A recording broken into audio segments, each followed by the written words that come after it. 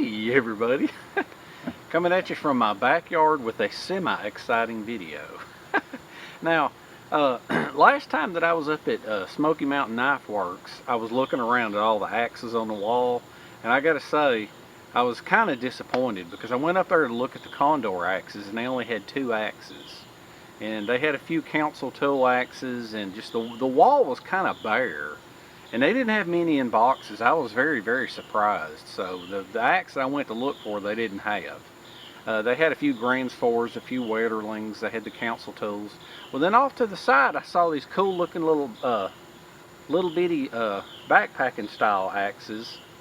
And I thought, what is that? It's weird. And they had stickers on them that said El Salvador. And I thought, El Salvador, is that Condor? And it wasn't Condor, it was marbles.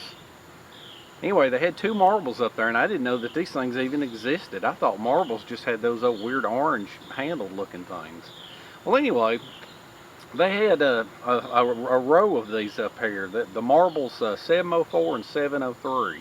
Now, the difference between the 704 and the 703 is the 703 had an 18-inch handle, and the 704 had a 20-inch handle.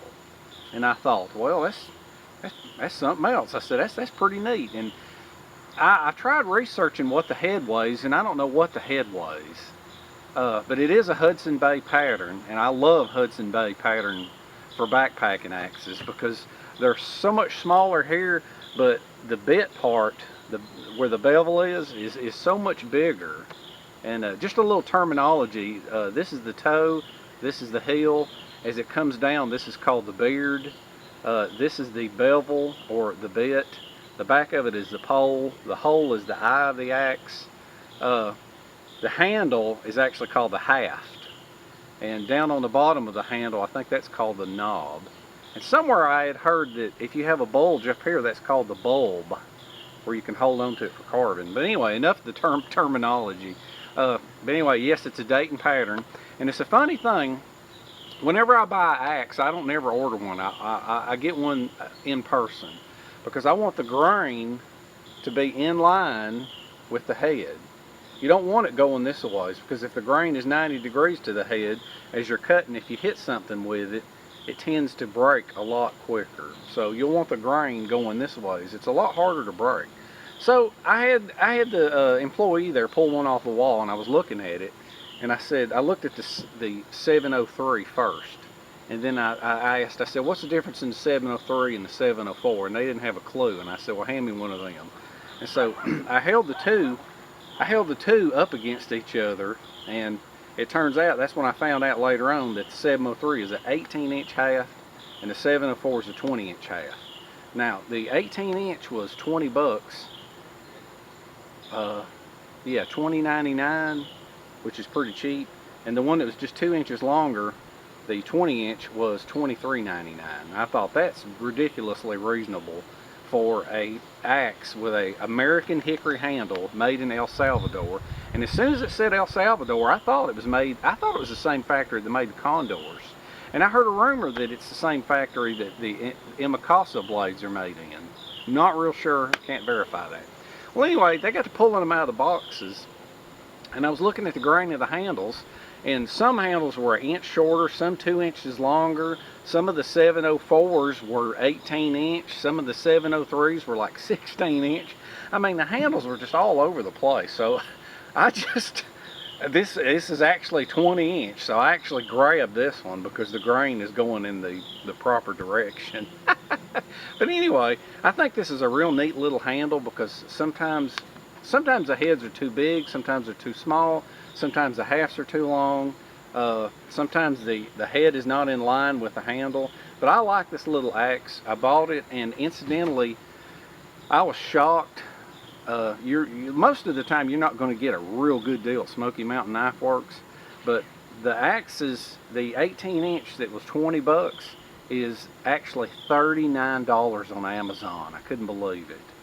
And then the 20-inch was $36 on Amazon, but $23 at Smoky Mountain Knife Works. So I'm glad I bought it in person. I haven't done much with it, but a lot of times I'll be doing things on video, or I'm going to do things, and then I'm like, I think later, yeah, I should have made a video out of that. So what I'm going to do is I'm going to treat the handle, and I'm going to I'm going to reprofile the head or sharpen it a little bit better. It's very, very convex, and with a convex grind like that, that's good for a real heavy head. But when you've got a real small head on a real light axe, I like to give it more of a flat bevel. So I'm going to reprofile that, and I'm going to try to get rid of a little bit of that curve right there. And I'm also going to make a cheap little sheath for it because it didn't come with a sheath. Okay?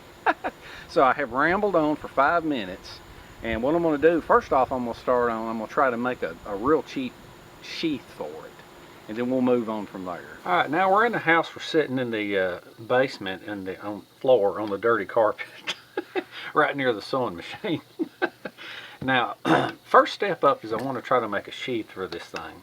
Now, a lot of times I try to make one out of Cordura, but I just happened to remember that I had a bunch of these pieces of leather that a friend of mine gave me years ago, and they had snaps installed in them. And these snaps, what these were intended for is so that you could roll them over and snap them, and you can use them for pot holders for your pans. You just slide them on, and you can, you know, hold a hot pan over the fire with leather like that. Okay. Now I got a couple of more mixed in with my camping stuff, and so what I'm thinking, these ones with the double snaps, I'm gonna leave them alone. What I'm thinking is that I can use this one right here. And what I'm thinking is that I'm going to make a strip out of this one. And what I'm thinking about doing is figuring out a way of cutting this to where it folds over like this. And I'm going to trim it up. I'm going to sew it across the top here, and cut it and sew it across the bottom here. And then I'm going to cut this other side off and use this as a snap and sew it to go completely around here. Alright, so that's the game plan. That's what I think I'm going to try to do. Now normally, I had mentioned in another video about using sail needles. And these sail needles are the ones that are real heavy 3-sided needle that's made for sewing sails at a heavy canvas. And they've got a large eye in them. And to me, that's pretty good for sewing. That's pretty good for sewing leather with artificial sinew. Okay, does a good job on it. But this leather is not real thick leather. It's kind of a soft leather. So I've got some very extremely heavy polyester thread, and I'm just going to try to do it on the sewing machine. So I'm going to cut this real quick. Let's see if we can just cut this right here. I'm going to cut it like, just kind of eyeball it right here. Just a quick sloppy job, because you know it's a cheap axe, and I want something to keep it from getting cut in the pack. Okay, so I've got this button on one side right here. So what I'm going to do with this is I'm going to put this over here, and I want it pretty much in the center line of this. So I'm going to pull it over like that, and I'm going to hope I got enough. Now I don't have enough to come around. So I'm going to have to sew it twice. I'm going to have to cut some of this off the bottom. And I think what I'm going to do is I'm going to go ahead and cut it up here. Let's see. Yeah, I'm going to cut it right here. Kind of hard to do everything on the camera. I'm going to cut the top of it off. Now see, I'm cutting through 2 layers with normal scissors, so that kind of leads me to believe that I can sew this stuff pretty good. So what I'm going to do now is I'm going to lengthen this strip. I'm just kind of working with what I have around here. I'm going to lengthen this, and this will be a good test to see if my sewing machine will sew it. And then what I'm going to do is I'm going to come around on the back side here and sew it on, and then this is going to come all the way around. Well, that still ain't going to be long enough. I may have to cut off even more. I'll tell you what I'll do. The first thing I'll do is I'm going to sew right across the top here, and we'll see if that works. Okay. Now, for those of you that might picture me as neat and organized, I just want you to know that it's okay to be a slob. Because this is my sewing table. This is exactly how I store all of my sewing supplies. One reason I'm showing you this is because I'm just going to show you here. The needle size I'm using is a 100-16. It's a pretty thick needle. You're supposed to use a leather needle, but I can't find one here. Alright, well, let's see if this stuff will sew. I'm using my new Singer heavy duty machine. So let's see what it does. I hope it works.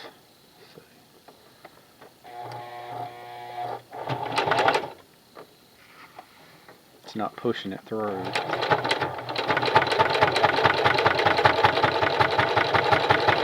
Yeah, I think it's going to work. Seems to be doing pretty good.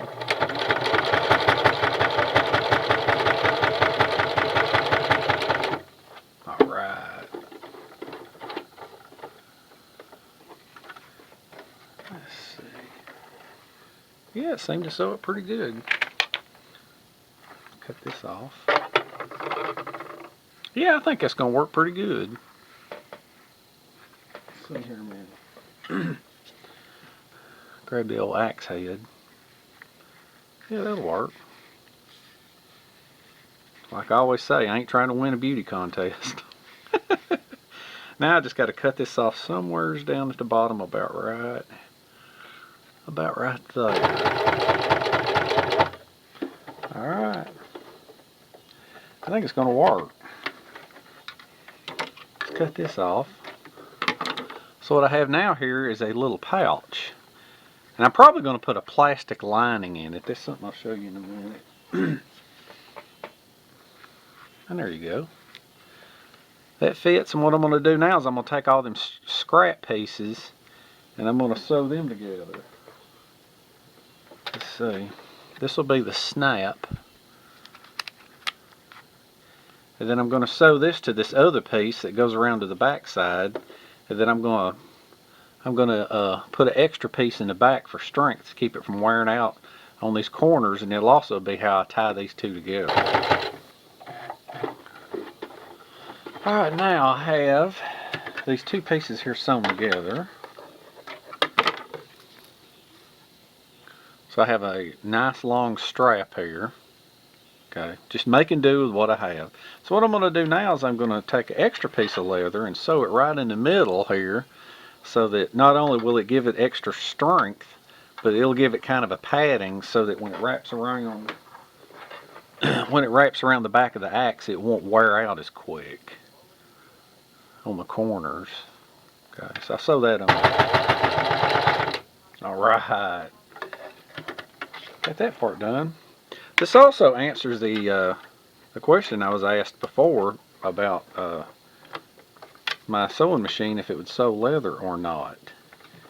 Evidently it will. Come on.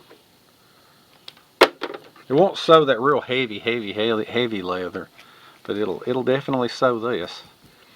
I'm not trying to win a beauty contest.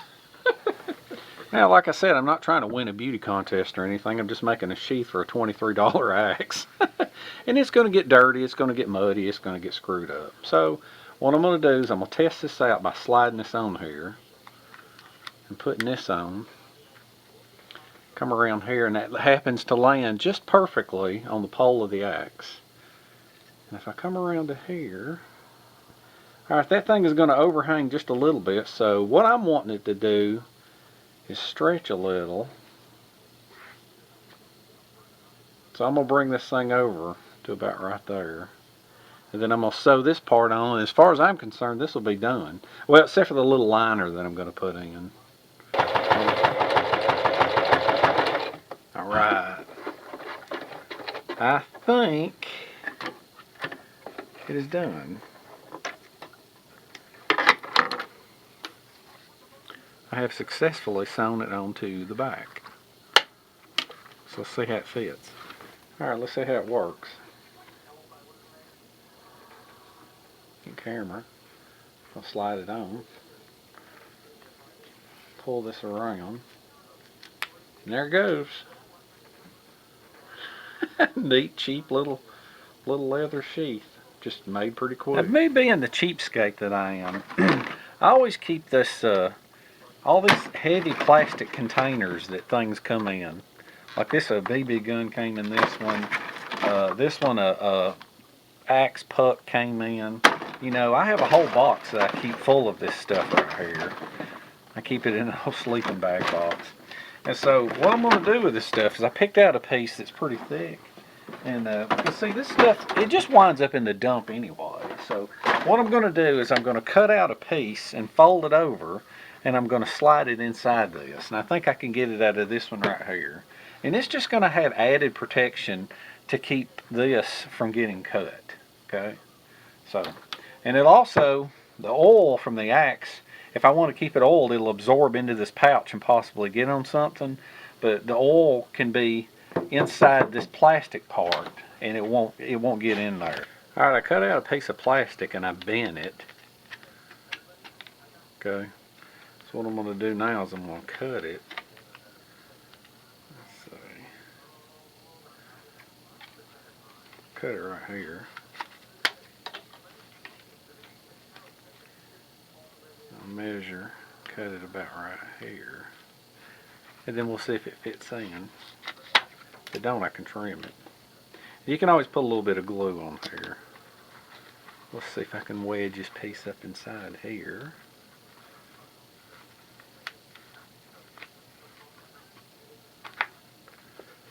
Yeah, I think that ought to stay in there. Alright, we got a nice plastic lining in there. Let's grab the axe. Slide the axe up in there. Stretch this around. And there you go. See, now if it cuts through the plastic on the inside, the leather will be there to protect it. Okay? It's not beautiful, but it'll work. I could probably trim them corners just a little bit too to make it look better. Let's do that. Barely trim that one. Trim that one. Let's trim this one. Still on camera. Trim that one. That kind of makes it look a little bit neater.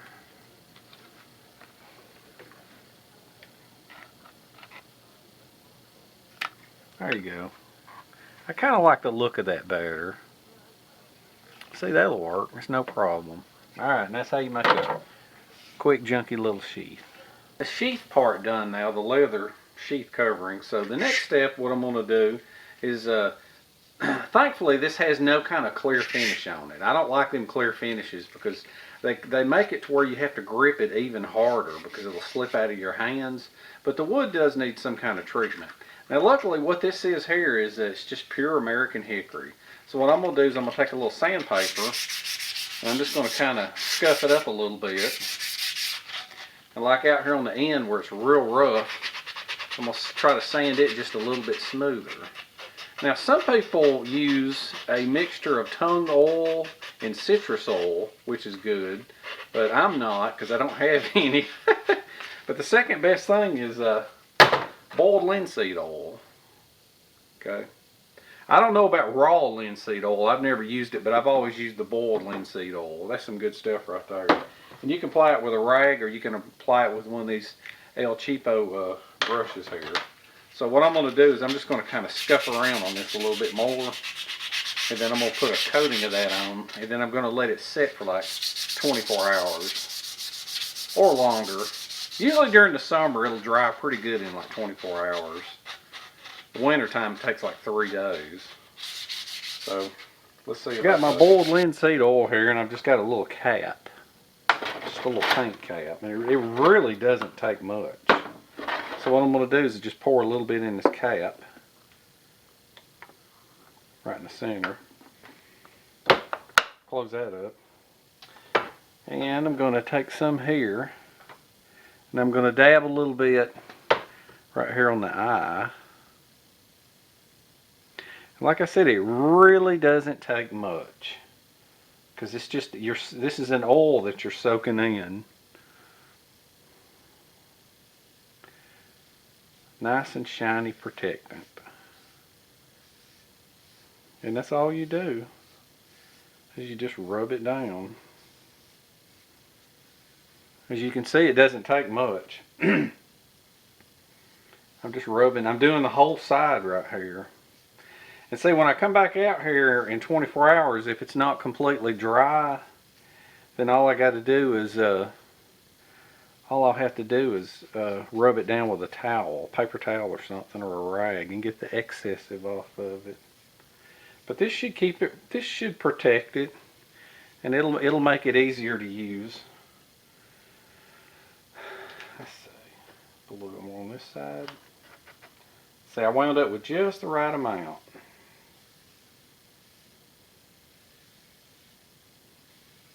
And what I'll do is I'll let this set. Then we'll get back onto our project in about a day. I think I got it all covered. As long as I don't have bubbles in it, it'll be good. That's all you got to do.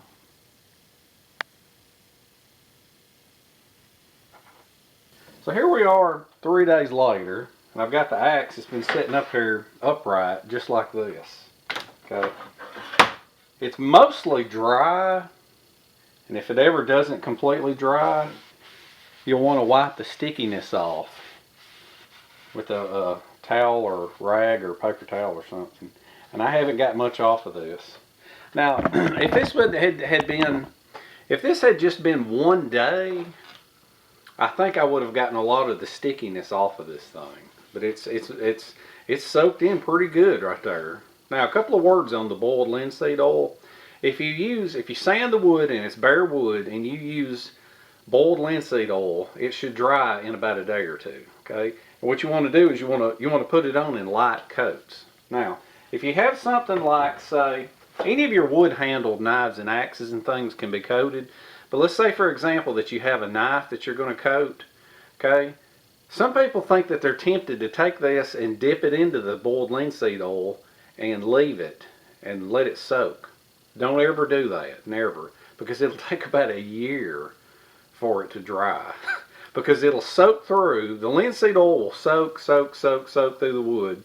And then when you pull it out, the outer layer will dry, but the inner layers will never dry. And it'll always be seeping out, okay? So you don't want to do that. What you want to do is put on a thin layer, wait 2 days, thin layer, wait 2 days, okay? 1 layer of this is enough for me because it's enough to protect it, and it's good enough for my hands.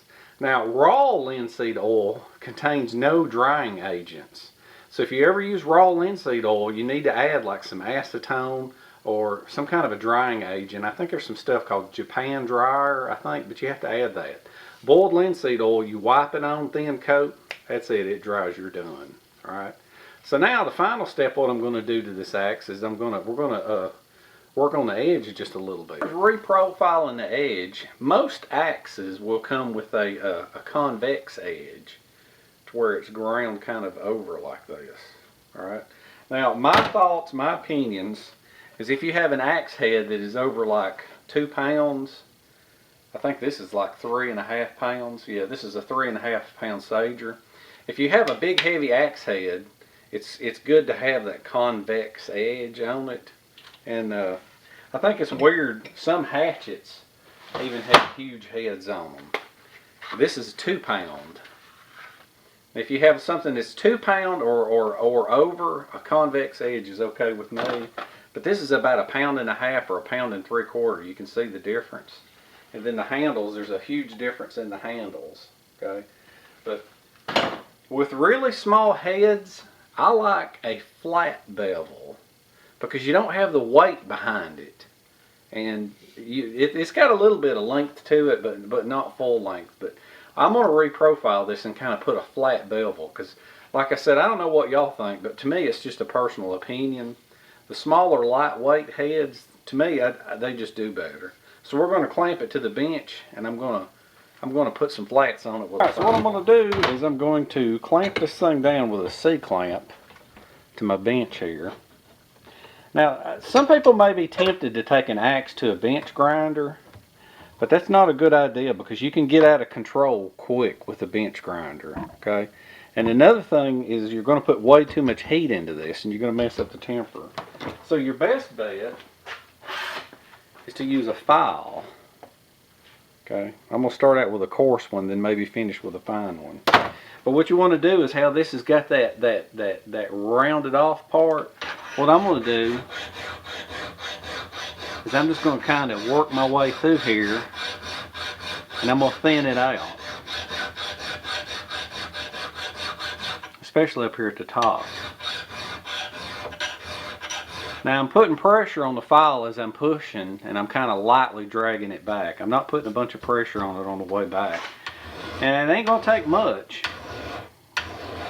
I'm going to pull you in close and show you something right here. Now the idea behind thinning this thing out is I'm going to take a magic marker right here, and I've already done some. But there's the factory edge. Okay, so let's just color this whole thing in. Okay, with a black Sharpie, so that you can get an idea of what I'm doing. Let me back this up a little bit. Okay, you can see what I'm doing now. I've got this whole thing blacked in. And see, what I'm doing now is I'm going to take this, and as I'm filing, what I'm going to do is I'm going to leave what's called a land. Now what a land is a land is just a tiny, tiny, tiny spot on the end. I'm not going to file all the way down to it. All I'm wanting to do is just remove that hump and kind of flatten this out a little bit. And as you can see, that right there is already pretty much, the bottom half is done. Okay, so what I'm going to do now is I'm going to switch over to this fine file. Fine file is also newer and used less. I'm coming all the way around to right here. And if you ever feel it getting warm, stop. And I'm not feeling it getting warm. I'm going to move up here a little bit and thin this part out. Let's go ahead and put the magic marker on here so you can kind of see what I'm doing. The top part is extremely thick. Alright. Maybe this will help you out in the future.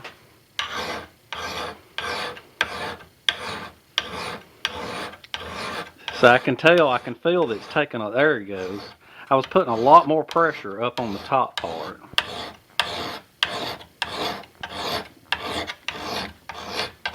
And then from time to time you want to take a wire brush and clean your file off. And that's it.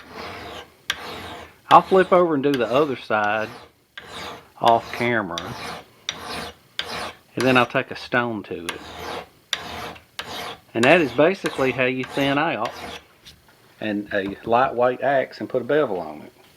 Alright, so I'm just finishing up the other side. There you go. That clamp doesn't seem tight enough. That's better. So what I got now is I got a stone that I keep in oil. A good container is, this is a container that gutter nails came in. Don't ever throw anything away.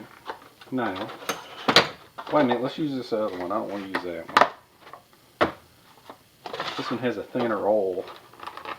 Now sometimes I also keep one of those cheap brushes in here, because it's neat so that you can slather some on there. And it's also neat for that whenever you pull the stone out of here, you can wipe some of the excessive off, and then I just lay that there. And then all I'm going to do is this right here. I go in one direction, and then in another direction. That's how you keep it nice and flat.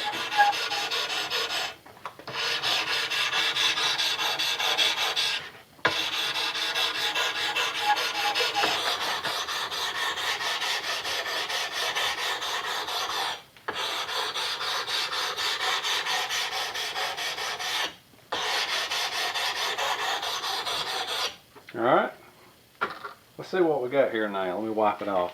And it honestly doesn't take that much effort on a small axe like this to make it sharp. Now this is a Norton medium India stone. Sometimes that puts a really good finish on it. It's a real hard stone. So we'll try that. Now for the final passes, I'm going to drag away from the edge with an India stone. That way if there's any burrs.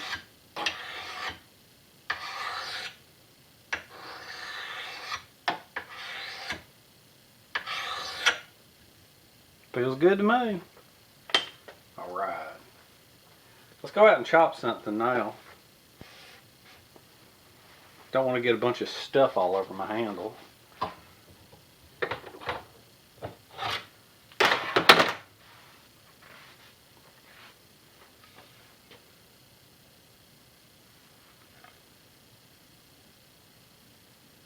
Alright, we're outside and I got me a little piece of red oak right here. So put on some more safety glasses here. Let's see how well this little lightweight chopper chops now.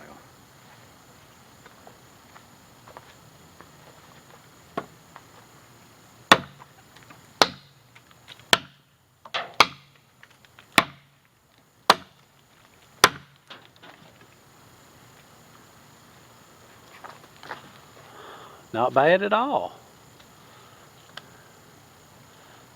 That's old, I think it's red oak.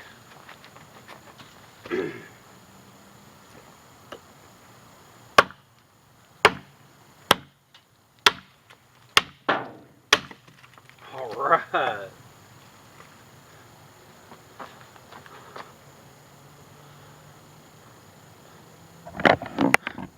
Chops like a winner to me.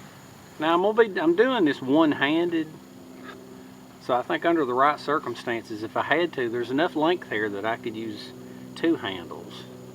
I mean, two handles, two hands. All right, get out of here, cat, while I'm chopping. See how this does.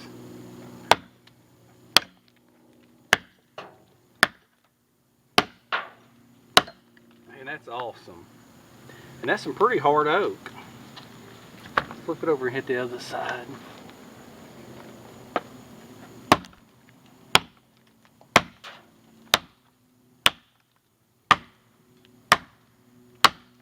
All right. Good clean cuts. Let's see. Now, let's look at the edge on it. The edge still looks good, and there's no burrs, and there's no chips. So I guess I got me a good one. Hope you had fun. Hope you learned a little bit of something. Hope you learned something that you can use. You don't have to pay a fortune for a... Well, I mean, there's a difference in a cheap axe and a cheap good axe. This one, I mean, they make really bad cheap ones, but this one right here is made in El Salvador. So I'm pretty sure it's a good one. So, with just a few simple modifications, it can become a really, really handy tool.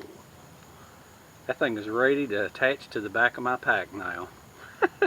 Hope you had fun, hope you learned something, and I shall see you in the next one.